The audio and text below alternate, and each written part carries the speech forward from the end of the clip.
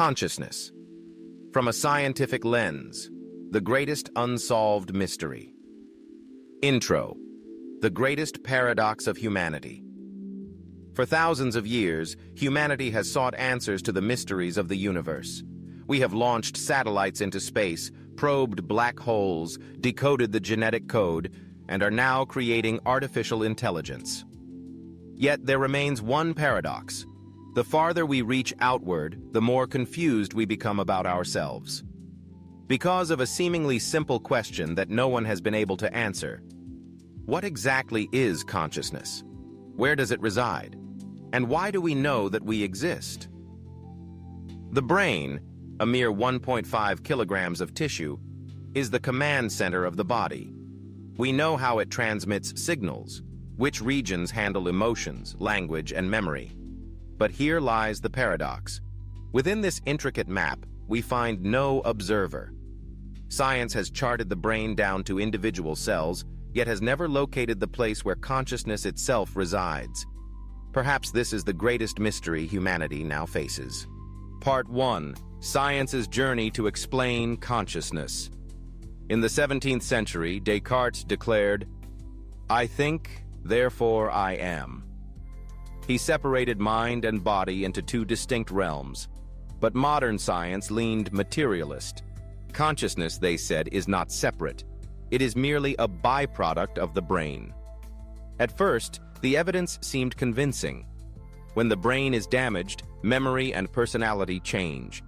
Accidents can leave someone waking up as a different person. Under anesthesia, consciousness disappears completely, like a switch turned off. When we love, rage, grieve, or rejoice, fMRI scans show regions of the brain lighting up. All this seemed to suggest consciousness is nothing more than electrical and chemical activity. But is that really all? If consciousness is just a byproduct, why is it so rich, profound, and full of color? The answer is far from simple. Part 2. The hard problem of consciousness. Philosopher David Chalmers coined the famous phrase, "the hard problem of consciousness." We can describe how the brain processes information, but we cannot explain why those processes produce subjective experience. For example, when hearing music, the brain registers sound frequencies. But why do we feel it as beautiful, melancholic, or moving to tears? When tasting chocolate, the brain reacts to sugar and fat. But why do we experience sweetness, joy, delight? If consciousness is only neurons firing, how do raw chemicals give rise to the feeling of being alive? This is no longer just biology. It is metaphysics. Why is there an observer at all?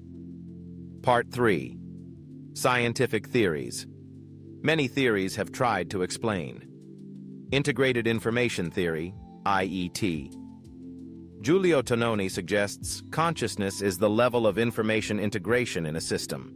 The human brain is highly complex, so consciousness is high. In theory, a sufficiently complex AI could also be conscious. But this still sidesteps the essence of subjective experience. Global Workspace Theory, GWT. Bernard Bars compares consciousness to a central stage. Brain regions are the audience. Consciousness is where information is displayed for all to access. This explains the flow of thoughts, but not the felt experience. Orch-OR Theory, Quantum Mind. Roger Penrose and Stuart Hameroff propose that consciousness arises from quantum phenomena in microtubules. If true, it suggests consciousness emerges from a deeper layer of reality. Controversial, yes, but it hints that consciousness may be the bridge between mind and cosmos. Part 4. The Unsolved Shadows. Despite these models, major gaps remain. No one has found a center of consciousness in the brain. No one can explain out-of-body experiences or near-death reports, where people recall vivid details when the brain is clinically inactive. No theory explains why we are aware that we exist. Neuroscience measures and describes, but it has yet to touch the essence. Part 5.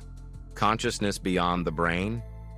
Some thinkers suggest the brain does not create consciousness, but rather transmits and channels it, like a radio that does not produce music, but receives broadcasts from elsewhere.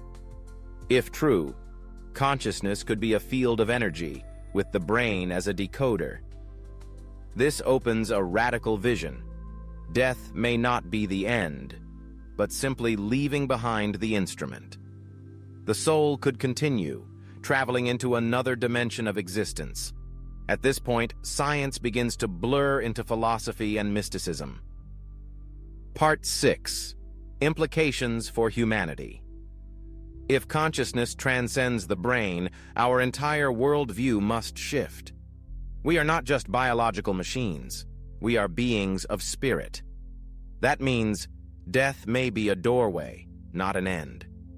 Reality may have many layers and dimensions. Religion and ancient mysticism may have preserved fragments of truth, that the soul exists. Conclusion. The door still closed. Science has come far, yet before consciousness, it still stands at a locked door. Is this where science meets the metaphysical? Is consciousness the very key to reality itself? What do you think? Is consciousness only a brain byproduct, or part of a greater, deeper reality? Share your thoughts in the comments. If you believe this mystery deserves more voices, share this video, and don't forget to subscribe, because humanity's journey to understand the truth of consciousness has only just begun.